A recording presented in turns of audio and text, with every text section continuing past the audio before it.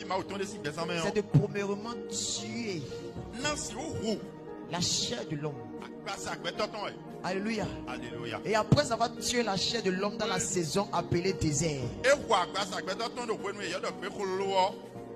l'Esprit de Dieu, quand il se rend compte, en quelque sorte, quand Dieu se rend compte que tu es mort, que la chair meurt, que la chair est déjà en train de mourir et que la chair est morte, il t'écrase encore, il te presse encore pour te rassurer que tu es bien et belle mort.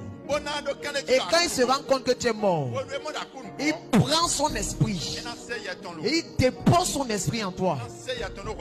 Et maintenant tu reviens à la vie. C'est pour ça que l'apôtre Paul a expérimenté cela.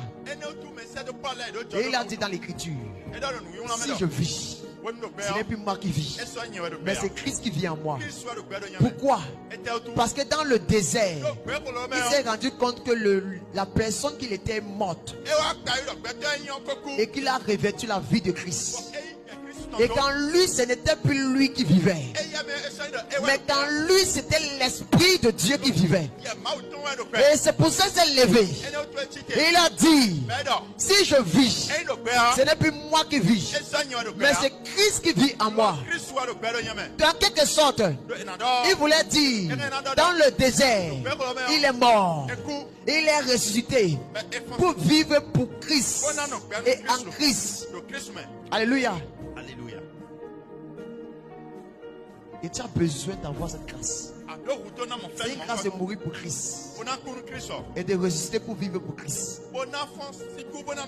Et quand tu ressuscites maintenant, habité par l'Esprit de Dieu, écoutez très bien, quand tu ressuscites maintenant, habité par l'Esprit de Dieu, l'Esprit de Dieu ne se limite pas là.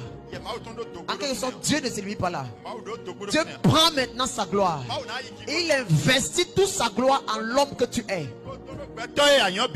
Il investit toute sa gloire à l'homme que tu es. C'est pour ça que c'est l'homme que tu es maintenant devient un homme surnaturel. Le naturel devient le surnaturel devient naturel pour toi.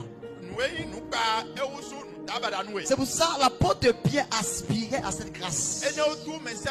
C'est pour ça quand il a vu Jésus-Christ marcher dans le surnaturel, quand il a vu la mouvance de la gloire de Dieu dans la vie de Jésus, on dit pendant que Jésus marchait sur les eaux, les apôtres qui tombaient marchaient avec Jésus n'ont pas pu reconnaître Jésus, parce que quand Jésus